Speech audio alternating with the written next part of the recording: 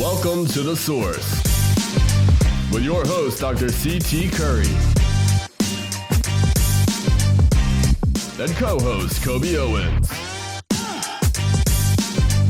News all across the nation. The Source. Stay in the loop in the city of Wilmington, Delaware. Work together for change in the community. A call to action to find the resources. The Source, the latest in news. Good evening. This is Dr. Curry. This is Coby Owens. And welcome to The Source. Coby, this week, while we could talk about many different things, I really want to just really take a moment to just talk about a hometown hero who has now transitioned. He was certainly a mentor of yours, and he was very much supportive to me. But Coby, I guess I don't want to ask the traditional questions. I do know when you called me that evening, it kind of threw me off really, because I'm a pastor and I see quite often, I see transitions occurring and you have to minister to families. You were very distraught, and I just recently discovered that you were the one who really did the wellness check, and you were there. Yeah. Tell me a little bit about it, if you mind. Yeah. So everyone knows me and Mouse talked all the time. And he was very active in the NAACP. If you didn't know that, I don't know if you knew Mouse, right? Yeah. But multiple members of the NAACP, it's the holiday times, we hadn't heard from him for a few days. Some of us, I was reaching out to remind him about the inauguration and the swearing in coming up in a few days and see if he was still going to be able to make it. Others were trying to, knock out some business before the new year, well, after the new year, but as we roll into the new session. So, people were like, hey, we haven't heard from him, and I don't live too far from him. And like I've done a few times, I just went over and knocked on his door. After a few knocks, he would come to the door. Usually he would be upset about something. Right. Had nothing to do with any of us, but Mouse was the type of person when he got upset, he would just back up for everything, take some time, think, and everything. So I was hoping that's all it was. But after a while, when he didn't come to the door, that's when we went on and called for a wellness check. And unfortunately, we found a dear friend was no longer with us. Yeah. And, that moment of hearing the paramedic pronounce, really, really hit me. And his neighbors and everything ended up coming out because of the police presence and the ambulance and everything. And, he was loved by a lot of people. That's right. He was loved by a lot of people. His family was very lucky to have him. And we were too. Yeah. But that really hurt. Yeah. And as you were just sharing, I had gotten a phone call from you within that time to share that I couldn't say anything because he was almost like bigger than life, and one of the last, this is my opinion, we have two people in this town that I look at as being unbought and unbossed, and he being one and Jay Street being another. And Jay Street is still around, and we're going to really take care of him and make sure that he's all right. But going back to Mouse, I remember when I first met him, he was very much loud in your corner. He knew the facts. He knew the connections. He knew who needed to be communicated with. I was serving as the chair of the board at Moyer, and they had unjustly decided they was going to just take the school because of politics. And his favorite line, I later learned, was, "We'll see you in court." Yes. And he literally meant that for real. Coby, out of the time that you've been able to be with him, because when we did this presentation we did on our Coffee with Curry show, notice you were there in a lot of the events that occurred. What are some of the things that maybe you even gleaned from him? Yeah.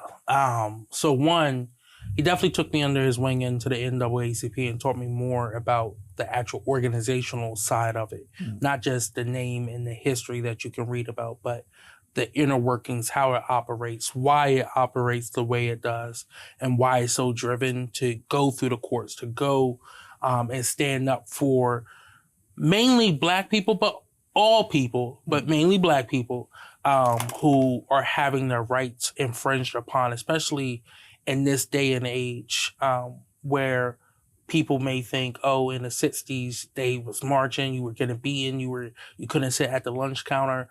We don't have that no more, so there's no more discrimination, and that's not true. And Mouse knew that. Mouse fought against the discrimination of today's time. I mean, we used to talk for hours, whether it was just a random Tuesday or in the car together driving somewhere in this, not even this state, all across this country. Yeah. Sometimes I knew where we were going, sometimes I didn't. Yeah. But he really taught me that in life, nothing is guaranteed. And when you are able to build relationships and be in certain rooms, regardless of what your background is, take advantage of it, but don't forget where you came from. You're right. And when you have the ability to leverage those relationships, to speak out, to start to push back against the norm, then it's your responsibility to do that. A lot of people saw the work Mouse did.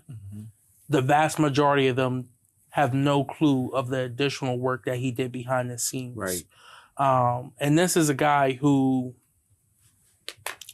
could literally pull up to the White House, go to the gate, and pretty much tell Secret Service, I'm Richard Mouse Smith. I want to come in. No appointment, no pre-check or anything. And guess what? Yeah. A few minutes later, oh, yes, sir. Yeah. I'm with him. Yeah. So, he was a kid from Wilmington, the streets of Wilmington, who made it all the way to that level. Right. And he never forgot about the little person. That's right. Even when he was able to do stuff like that, when he would sit down with the president, who's a dear friend of his, he held the president accountable. Right. He called on the president to do more for our community. And some people, when he was alive, wanted to demonize him because he was close to Biden, because Biden gave him a shout out, but didn't know the work he was truly doing behind the scenes. Yeah. And it's funny because I had heard that even President Biden took it very difficult, very hard when he had learned and have been sending word, that he can't move around like a regular ordinary person can, but have been sending word that he is very much sending his sympathy to the family and to those well wishers. He did have a remarkable life. There were so many cases. There's so many. You're right. I mean, there are times when y'all will be calling me on the phone and y'all in the car going somewhere, especially down in the deep part of Delaware, places like past Seaford, where you don't even know. Delmar. But something happened in the city of Wilmington where a gentleman who was in a wheelchair. Yeah. And I know you know the case very well. That was one of the cases that stuck with me because he saw that all the way through. He never let up. And I think wasn't Crump the attorney for that case? He was. And, even after the case was done and settled and everything, he still stayed very much in contact with the family and working to get justice. Because at the end of the day, yes, a settlement is a settlement. Families get tired of fighting a court battle, get tired of having to relive one of the most darkest and horrible days of their life. And that's what the police do. They wear you down that way in these type of battles, and the FOP and their attorneys. But he stayed engaged with the family. He kept them engaged. He worked with them. And when, Jeremy's sister, Keandra, who wanted to get even more into the fight, he worked with her to get her more involved. They worked heavily hand in hand together.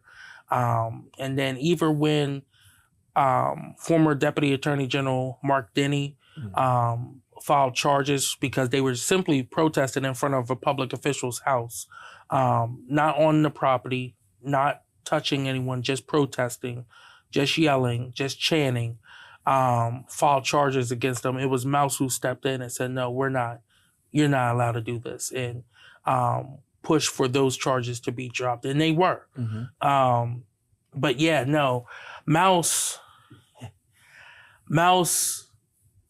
helped a lot of people. Mm-hmm. But I think it was the police brutality cases that took a toll the most. But he stayed in touch with most, if not all, the families that at least I know of that we dealt with over the years. And it's been about 10 years since me and him have been working on stuff. And it's, I mean, whether it's in Wilmington, Newcastle, down in Delmar, we've been in some very nice houses and we've been in some backwoods shotgun houses. And regardless, he always treated the family with respect and wanted to first know we're just here to offer condolences, but also we're here to help you fight. And I also, I really want to point this one point out. He got $0 from this. Yeah, and you know that was going to be my very next statement to have you to talk a little bit about that, because people think sometimes, because so many of our leaders, I think it was, I forgot exactly which one of the leaders that said that we've been sold out, hoodwinked, and we've been sold out by a lot of our leaders, and you see them receiving so much money. But and with Mouse, that was just not the case. People think that, you know, because you're NAACP, because you're in front of the cameras, that you're making all of this money and you're profiting off of people. When in actuality, that's not true. In his case, he could have been bought out, but he chose to let his convictions be the integrity that he had. But that is one of the things I was going to say to you. Could you help us to understand how much money he was getting from just being a civil rights leader? He was getting no money from being a civil rights leader. He paid for everything out of pocket, whether it was the simple gas to get us to different places, food or water for families. We would take cases of water over. All that came out of pocket for him. If, you know, people who needed a little more money for bail, he would just pull out the money. He never got repaid that money, especially for the ones who skipped bail after. He poured his heart into the NAACP and into helping the Black community. And we're going to miss that. But I think a lot of people are very quick to the tongue to say something because they have a critique on how things should look. But they're not willing to take a single step towards justice. They're not willing to lift their finger to help with anything. And anyone who knew Mouse could talk all day. He may not want to write something right away, but he could talk, and that's where the rest of us in the NAACP came in. We all had a role to play.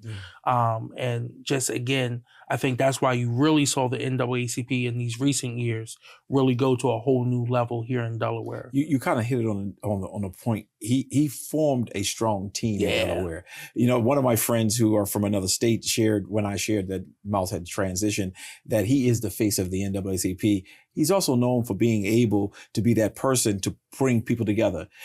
One time he said to me, he said, Carrie, he never said Curry, he said Carrie.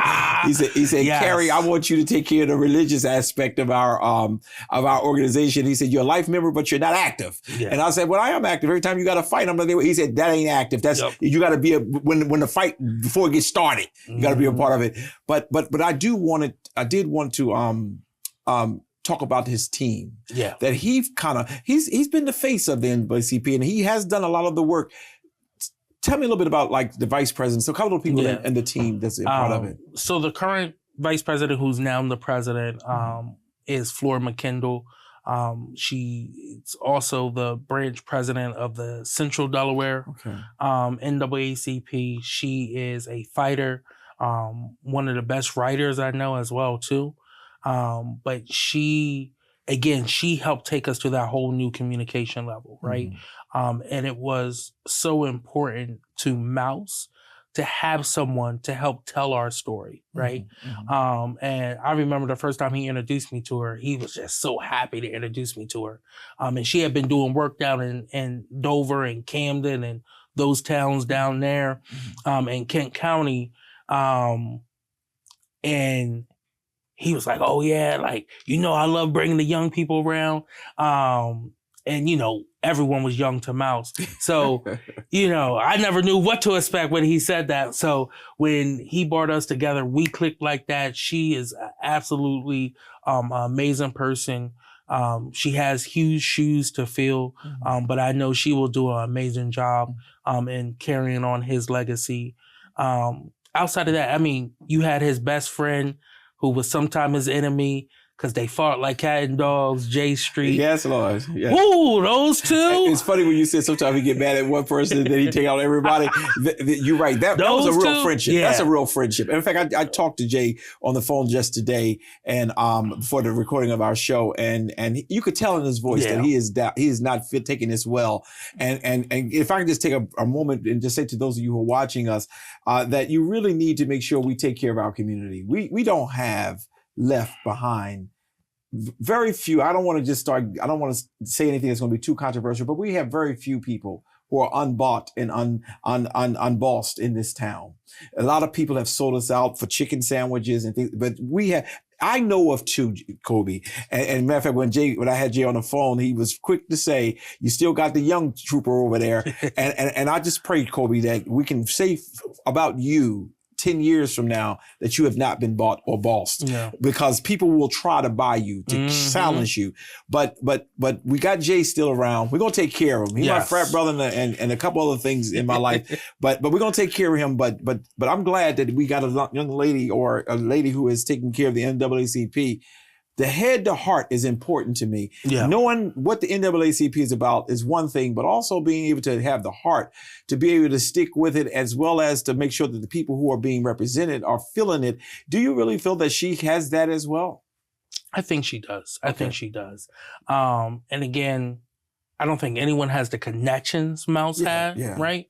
So we're all going to have to lean on our own connections to make sure we can still get the same level of movement in which we were. But Flor, I think once people get to know her and see the work she does as well too, you will see why Mouse loved her so much and called her a little sister.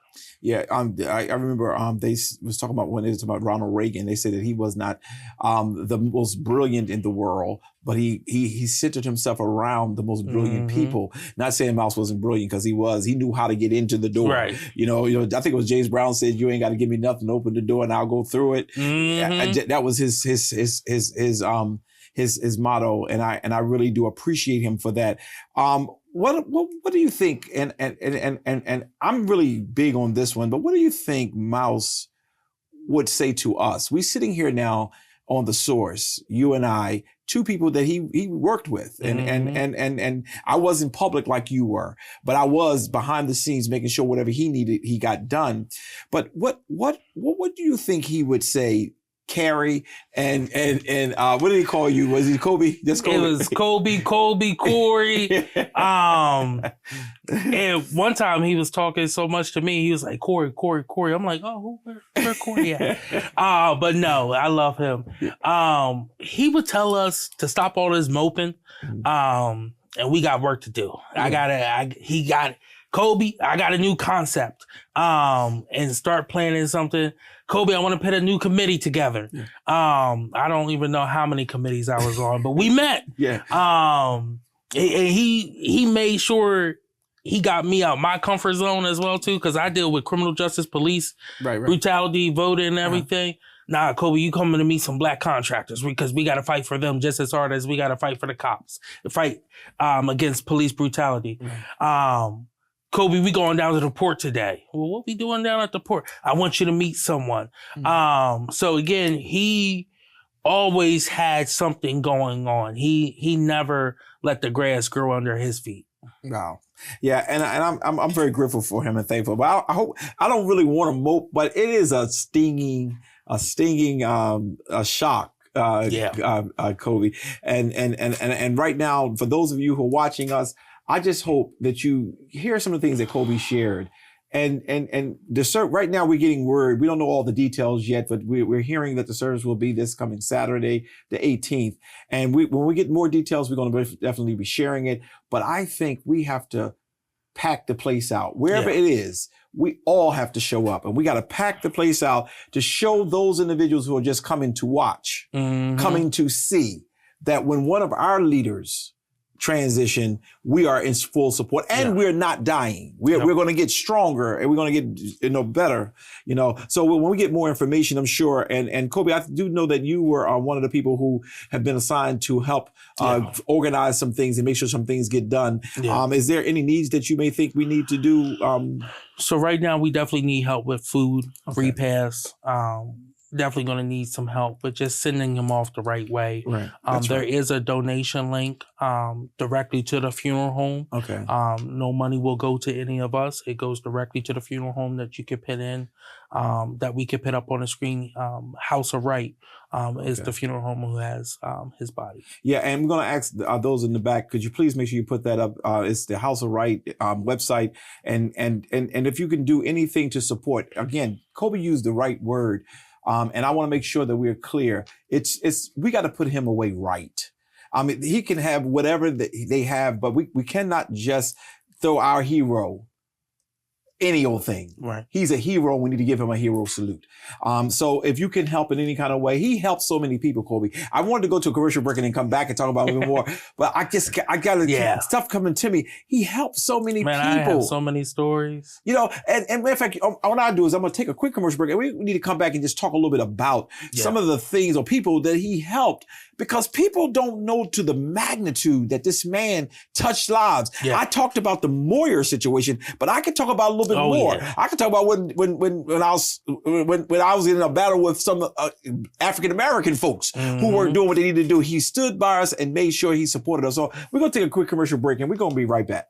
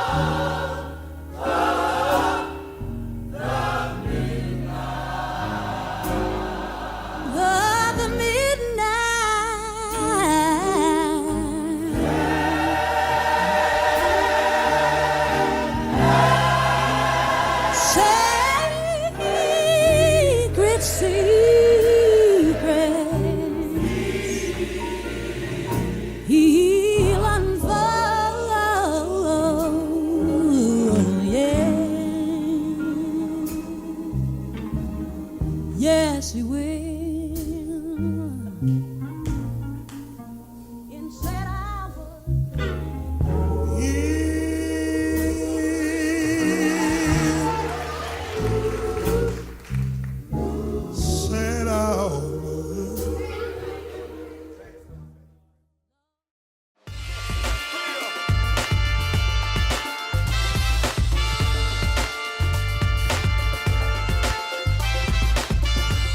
We're back. Well, Coby, we're going to continue having a little conversation about Brother Mouse. We do have a couple of things we do want to bring to the community's attention, but before we go there, I just want to, I can't stop thinking of so many things and little things he did to help people. Man, first off, he would call me, be like, yo, I need you. Yeah. And I told this story the other day to his family. One Saturday morning, it was like 6:30 in the morning. Mouse did not get up that early usually. But he called me. I knew something was up because he never calls that early. He's never up that early. I answered the phone. He's like, hey, brother, I need you to take a ride with me. I said, all right, cool. Give me a few minutes to get dressed. You want me to meet you somewhere? He's like, no, I'm heading to your house already. I said, all right, let me hurry up, right? I jump in the shower, get dressed. He pulled up outside. I jump in the car.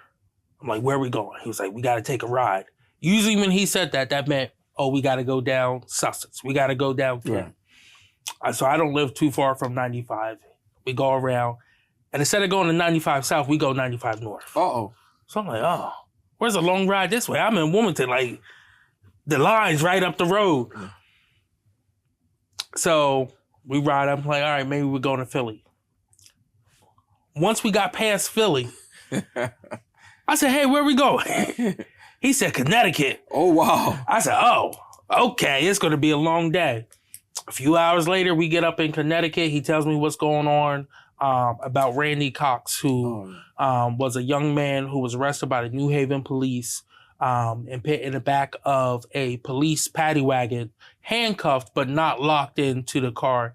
And then they went for a fun ride where they swerve and everything, shake him up, and left him paralyzed from the waist down. When we got up there, we met with his family. We met with Scott Etzdale, who's our Region 2 administrator for the NAACP in the Connecticut State Branch president, and Ben Crump.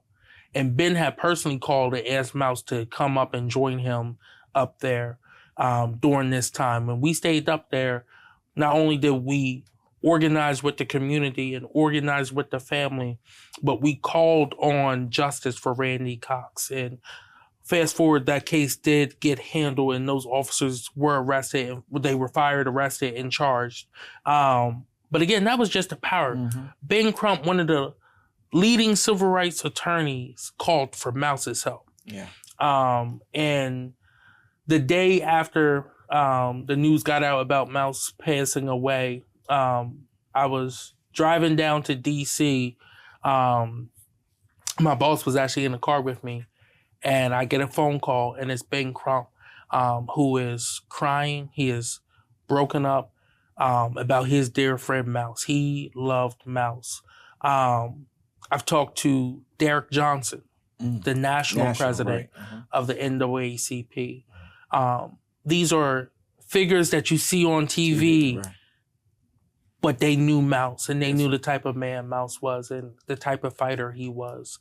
And Derek was even saying, we were still trying to recruit Mouse to be on the national committee. And Mouse just kept saying, nah, I'm not with that. I just care about my people and care about Delaware. Not to take my attention too far away.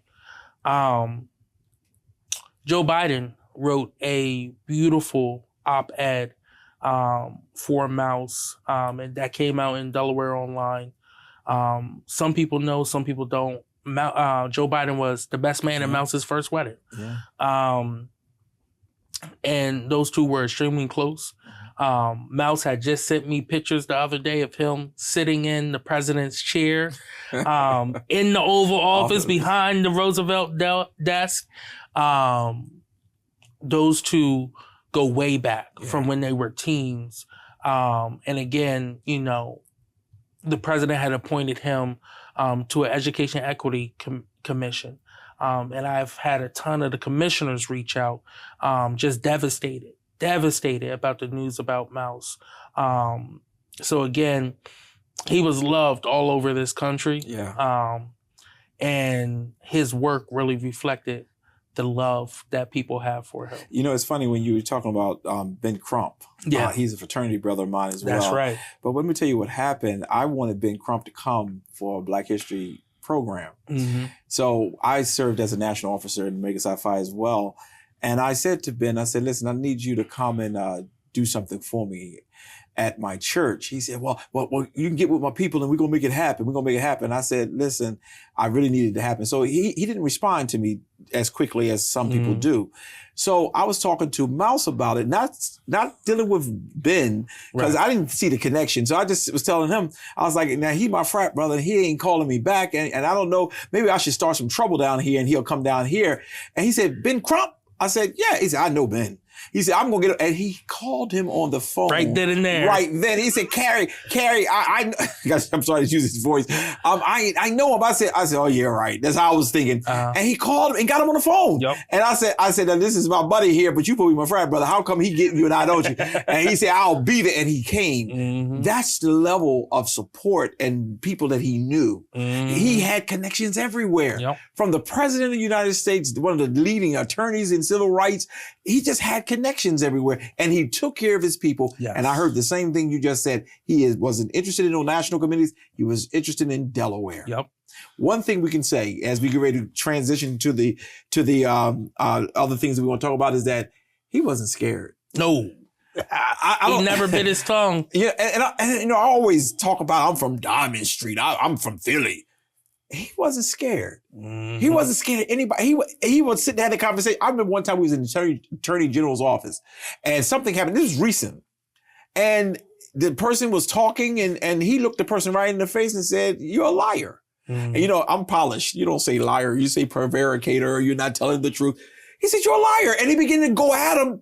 He was not afraid. Mm-hmm. Is that something they teach y'all to be here in Wilmington? I don't know. I don't know if it's in the water up here or anything, but I definitely know when me and him got together, I was the calm one. Yeah. But he knew he always would match my energy. Yeah. And one of my favorite moments was when we were down in Georgetown, fighting back against the museum, raising I remember that. Yeah. The flag and everything. And I got up there and I just felt it in my spirit to say, well, I'm glad all y'all took your mask off now. You're just open Klansmen. And Mouse was speaking after me. So as I went to go sit down, he said, watch this. And he really went off at it. Oh, I thought those people was going to pit us up high. Listen, they were so pissed. But he got there and he read each and every one of them. Yeah. And then the one councilwoman who sponsored the whole thing, her husband tried to step to him.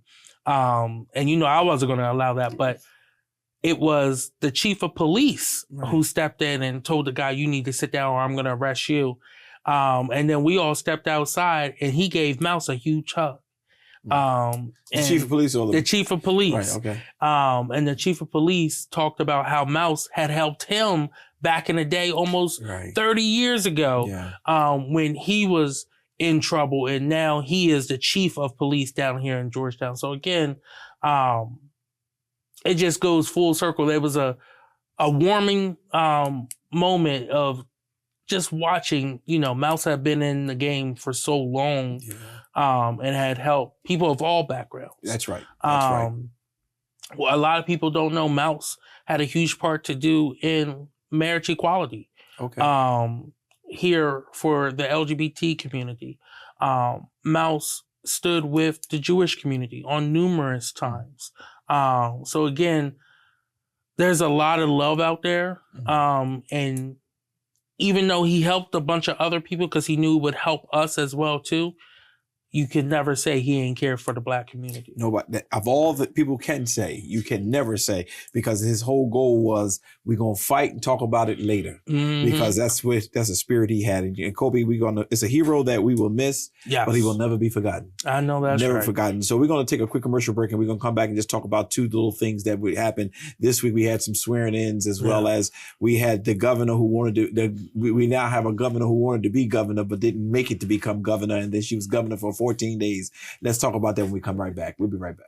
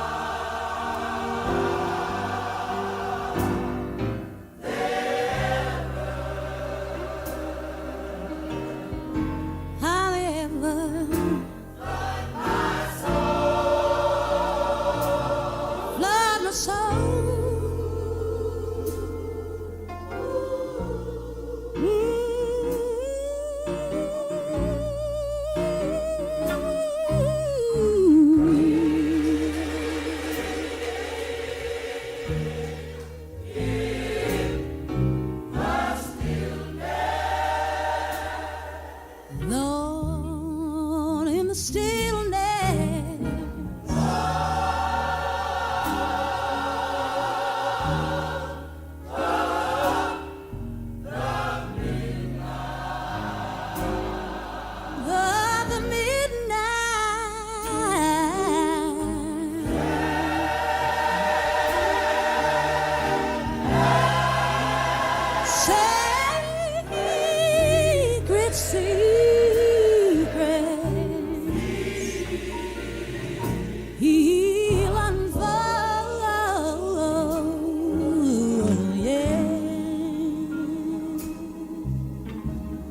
Yes, he will. In said hour.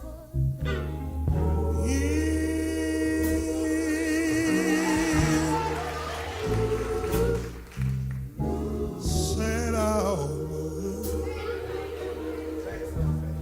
Lord, Lord, Lord, Lord, Lord. We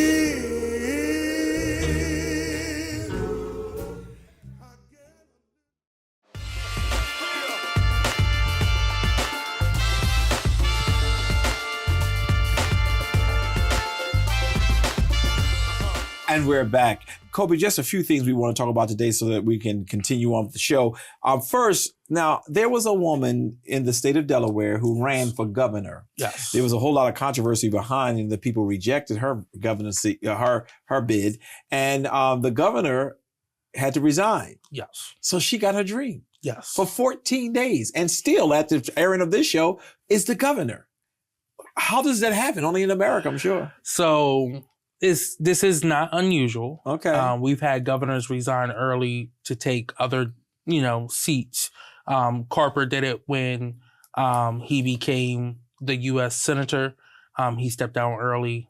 So did Castle stepped down early for no more than 3 weeks at a time. Mm-hmm. But John Carney, as many know, was elected mayor of Wilmington. And based off city charter, you were sworn in the second Tuesday of the month in January. The governor, though, isn't sworn in until the 21st. So therefore, there's a small 14-day window gap, right? So that means that our current lieutenant governor, who was Bethany Hall Long, when John Carney resigned at noon on January 7th, because she's next in line in the line of succession, she became the 75th governor, and Matt will become the 76th governor. Oh, wow. Now. So she had a official swearing-in ceremony at the old State House down in Dover, about an hour after Carney was officially resigned from office.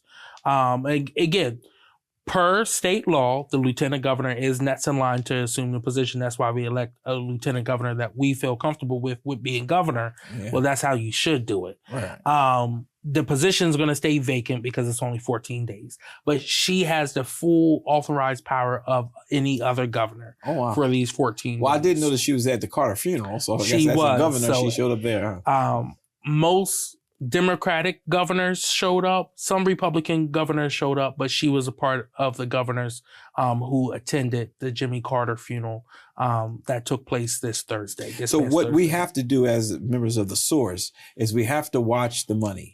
Yeah. So 14 days, she has full power of the governorcy. Yes. I hope she don't have to repay any of these friends who was helping her get elected. So any appointments will have to go through the state senate. Oh, good. That's good. And the General Assembly gets sworn in this upcoming Tuesday. Okay. I highly doubt that they are going to do any confirmation hearings in a week, especially their first week back. But we shall see. Maybe something does come up and they have to appoint.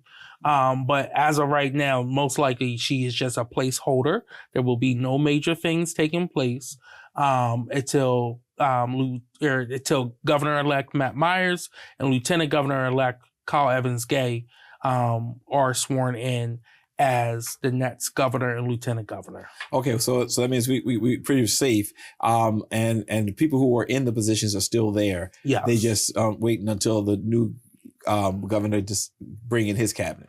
Yeah. So they're holding the spaces. Yep. Okay. All right. Well, I just want to make sure I'm watching that money because that's what you got to watch when things like this happen. But I was really shocked when I saw that. Not that I didn't understand the state law, but I just, it's just, she still became the 75th governor. So nobody can say she did not. She did. Even if it's only for 14 days. Yeah. Because at one point, I think, didn't Kamala Harris become well, she wasn't sworn in, but she was acting president. Okay, she was acting. During, I believe, Biden was having a checkup and they had to put, anesthesia. Yeah. That is not unusual as well, too. But she was the first woman to be acting president. Okay. Very good. Well, she was the first vice president who, was there any other vice presidents who were women? No. Okay. So she was, okay. Well, see, and was there any other African Americans who became vice president? No, only one that was president. So we understand. Now, today we had to tell you to put back on your pen because you were just as nervous as they can be because you are officially now. First, let me apologize because so much was going on. I did not make it to the swearing in ceremony, and I apologize. Several of you who had asked me to be there, and I wanted to be there to support all of you who I certainly support. But let's hear a little bit about it, Mr. Councilman. Yes. So again, on January 7th at 8 p.m., the ceremony started. At about 11 p.m. it finished. It was a very long ceremony, but myself and 12 other members of council, City Treasurer Dwayne Sims, and new City Mayor John Carney were all sworn in to start our City Council's 109th session of council, and again, everyone else's term as well, too, for the next 4 years. It highlighted an opportunity for community members to join us and give a welcome. A few of them went off script, but they spoke from their hearts. And they all said very similar. Well, the ones who really spoke from their heart pretty much said they were excited for this new administration and new council because Mike Pizicki had left them behind. Was he there? He was there. He was front and center. I got to see his face and reaction every time someone talked bad about him. Okay. But he can't be mad because of how he has trashed the community for so long. And, especially if you're Black, you're a mob. So again, he is no longer the mayor. I am very happy to have John Carney as our mayor instead of Mike Pizicki right now. But I also would have been happy to have a Rock as the mayor over Mike Pizicki. You would have said it again? I would have been happy to have a Rock instead of Mike Pizicki. I can hear somebody looking at the TV saying, what did he say? A Rock, R-O-C-K. Rock. Oh, okay. So again, the ceremony was beautiful. Thank you to all the friends and families who were able to attend. We had a packed house. We ran out of seats twice. At the Chase Center. At the Chase Center. Excellent. So it was a very nice ceremony. And again, we're ready to work. We have our first piece of legislation is already going to the Finance Committee. That's just a simple budget amendment to change some titles of positions, salary rates for some positions, add and delete some positions as well too. That is very normal for a transition. He's getting rid of multiple personal assistants and everything. He's taking those off of the books. John Carney does not need those. He didn't. He thought it was just a waste of money. He is adding some other positions. One of the biggest ones that I think is very important. He's adding a director of community engagement. Oh, I like that. Something that Mike Pizicki did a horrible job at. So again, that shows that he wants to be engaged with the community. City Council is adding 2 positions as well too. One is a director of educational advocacy, so that we can be more involved with what's going on with our children in our schools, because that also has an impact on the crime, on what's going on in our neighborhoods. And then the second one is an additional financial analyst and legislative assistant, so that we can get the policy done that we need, but then also making sure we're being good stewards of our taxpayer dollars. So again, we worked very hard to get to this point, and I'm extremely happy with where this process is going so far. I already have some draft legislation. It's not in draft form yet, but some legislation that we're working on with research. And then hopefully soon, within the next few weeks, it can go over to the law so that they can start drafting it. The camaraderie ship, do you think is there? Because I know it was very bad last year.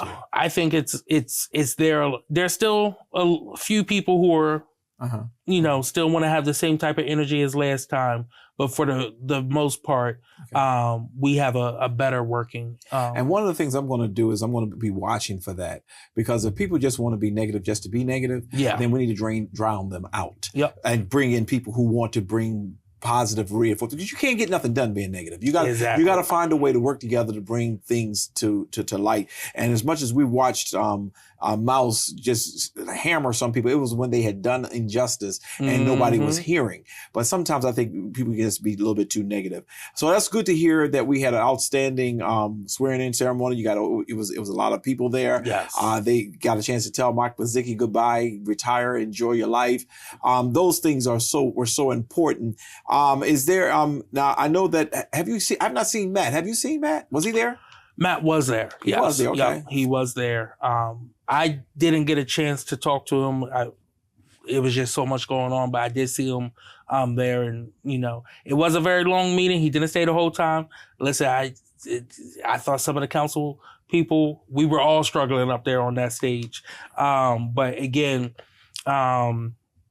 he was there. He was there to support. And then earlier in the day, he was also there to support Marcus Henry as he officially became unemployed as he waits to become governor.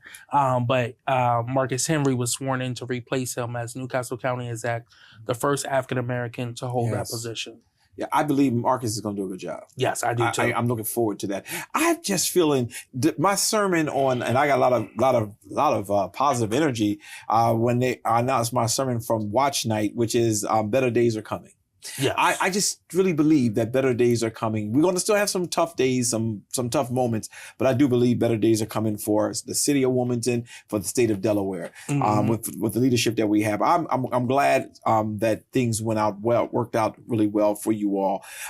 Before we go to a close today, I just want to one more time just share with the community that one of our hometown heroes, and honestly a good friend, a person who will fight with you to the end, who was not afraid. We're going to celebrate his life on Saturday, September the 18th.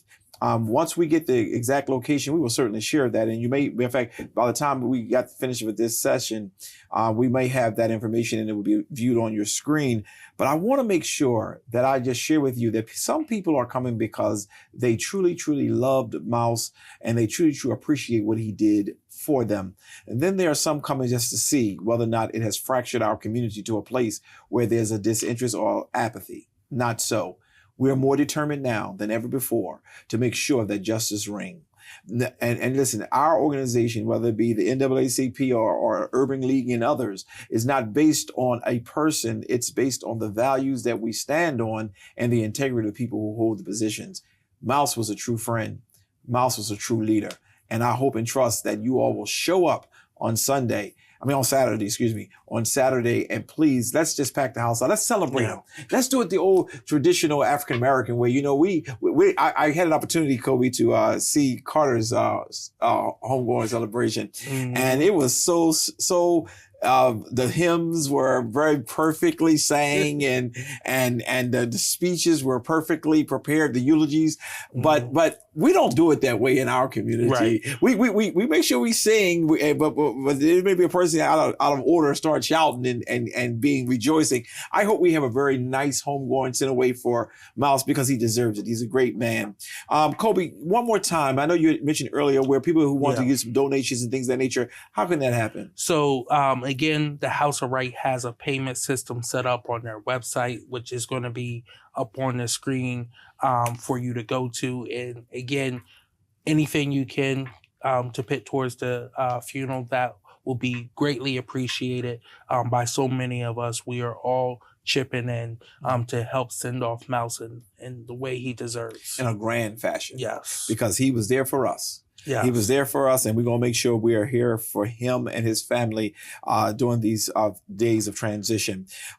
Today, we had an opportunity to have our show, and I hope and trust that you enjoyed it. It was not the regular source, but we're dealing with both Coby and myself and many others who really love Mouse, it's kind of difficult to have these type of shows. I'm really thankful to you, Coby, that you were able to even talk about. Yeah. Because when you called me, you weren't. I've never seen you emotional, by the way. And I don't know if I should laugh now or wait until a couple of months from now.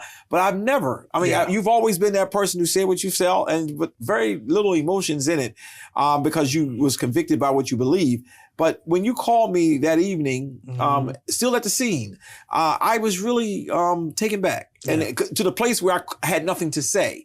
But your friend, a person who have really been there with you, and y'all been riding up and down the road together, had been transitioned, and I'm glad that you were able to care enough to go check on them and see. So we say thank you to you. And as Jay Street said, now I didn't say this, Jay Street said it. He said, we still got you and you ain't going to let us down. So Coby, get in there in city council, do what you got to do. Stick with the NAACP because the weight of this really is on your shoulders now. Yeah. I mean, Jay going to be there to help swing. He going to throw a couple swings, while you're fighting. And I'm going to make sure whatever I can do, I have no issue with doing what I got to do, but I want to make sure that whatever you need, we're going to make sure that we continue to utilize your services, and we're going to be here for you. Yeah, that's all. I ask everyone to be here for Flor McKendall as well too. Yeah, as she takes over the role as president, and again, she has my 100% faith that she's going to be able to carry on the legacy. I'm not going nowhere. Right. I'm not going anywhere. But she is going to be a great leader. And I'm looking forward to working side by side with her as we keep this fight going. Yeah, and I'm probably going to bring on a Coffee with Courage show so people can introduce her to us so they can see who she is. But I heard she's a brilliant woman, and I heard she's a fighter too. Yes, and those two mix up a very good Mouse situation. So we're very happy about that. And the services again will be this coming Saturday. And once we get the location, we'll definitely make sure that we share that with you. I am excited about one thing, and that is that God has given to our lives and have enriched our lives with a person by the name of Richard Smith. He was a great hero. He was a giant. Dr. King once said something that I'm going to use in this last moment. And he said, every man cannot be famous because every man cannot be well known, but every man can be great because every man can serve. Mouse, thank you for serving the community that you love. Till the next time, God bless you and see ya. Take care, y'all. Richard Mouse Smith was a fierce and selfless advocate for the voiceless, the overlooked, and the unprotected. He was a friend to President Biden, helping him secure his Senate seat with crucial black votes. He was the NAACP Delaware chapter president, where he tirelessly worked to provide resources to those in need. He was a leader and role model in the community in which he was born and raised. He has been a voice of reason, wisdom, intelligence, empathy, and love to changemakers throughout the state and nation. Delaware Governor-elect Matt Meyer, in an Instagram post mourning his passing, called Smith an unofficial advisor. Richard Smith's long life was dedicated to the relentless pursuit of justice and equality. Smith was born on the east side of Wilmington in 1949. Dr. Hara Wright Smith's book, African Americans of Wilmington's East Side, provides a history of African American progress in the area, which she says covers east of Market Street to Buttonwood Street, between the Christina River to the south at Front Street, and Brandywine Creek to the north at East 16th, and covering portions of the Heald Street area. The East Side was a hub for black-owned businesses, particularly on Front Street. When Smith was born, these businesses included the likes of Hopkins National Theater, Wilmington's only black-owned theater, the Phillips Restaurant, the Lawson Hotel, listed on the Green Book as a safe place for travelers, a few medical practitioners, Milburn's Pharmacy, and the Charles H. Gray Funeral Home, among others. The Walnut Street YMCA was also a staple, providing a community center for the African American population and a safe place for groups like the NAACP to meet. It is now regarded as a historic location. In 1940, John O. Hopkins Sr. promised that if elected, quote, he would see that more blacks were placed on the city payroll. The total earnings of African Americans on city payroll that year was $1,000. But just a few years later was more than $219,000. Richard Smith attended Howard High School, which is listed in the National Register of Historic Places and designated as a National Historic Landmark. The school was founded in 1867 by the Association for the Moral Improvement in Education of Colored People and named for Civil War General Oliver Otis Howard. According to an article on Smith from Delaware Today, Smith was also in a gang, the 13th Street Stompers. Gangs at the time were much different from what we know them to be today. Smith said, "We mostly got together and played sports, although there would be fistfights every now and then. It was a different world back then, and gangs were more like clubs. There were stores on every corner in Wilmington, and people would hang out peacefully and everybody got along." I was doing everything out there. I was one of those kids you all dealing with today. I didn't have no guns, but I had this real good. The article continues to say Smith wasn't that interested in civil rights for most of his young life, simply because he was unaware of what civil rights were. Smith said, "We had a mixed community, and we played together and worked together, so I didn't know racism until 1961. Though nearly 100 years after the Emancipation Proclamation and 8 years after the Brown v. Board of Education ruling, Delaware businesses still held the right to deny service to black customers. This was because of the Delaware Code quote-unquote innkeeper law, a section of Title 24 that read, "No keeper of an inn, tavern, hotel, or restaurant, or other place of public entertainment or refreshment of travelers, guests, or customers shall be obliged by law to furnish entertainment or refreshment to persons whose reception or entertainment by the proprietor would be offensive to the major part of the proprietor's customers and would injure business." That discovery triggered something deep within Richard Smith, so he joined protest groups that helped integrate those businesses. Smith said, "That changed my life. That's when I knew what my calling was. I saw what injustice was, and I saw how to combat that injustice, and that was by organizing and speaking with one voice."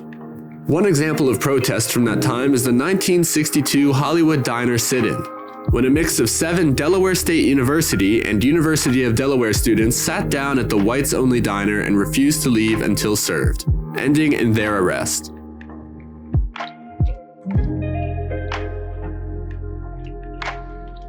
Another likely influence for Smith's dedication to social activism is a lifelong friend he met when he was 14. That friend was a local lifeguard 5 years Smith's elder, who would later become his best man and, moreover, the President of the United States. I couldn't go on being the old mouse because everybody glued me with Joe Biden and his family.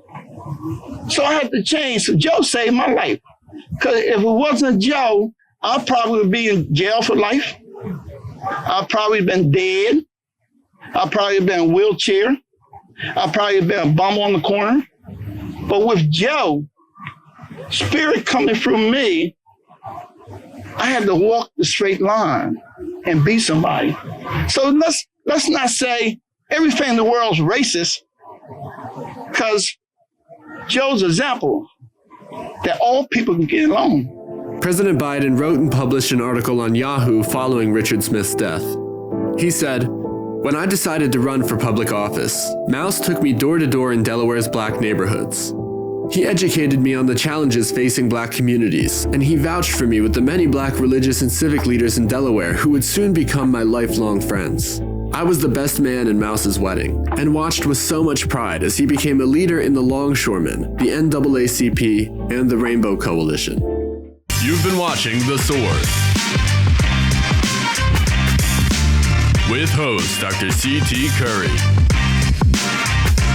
and co-host Coby Owens. Tune in every Sunday at 5 p.m. Thanks for watching, and don't forget to subscribe for the latest episodes.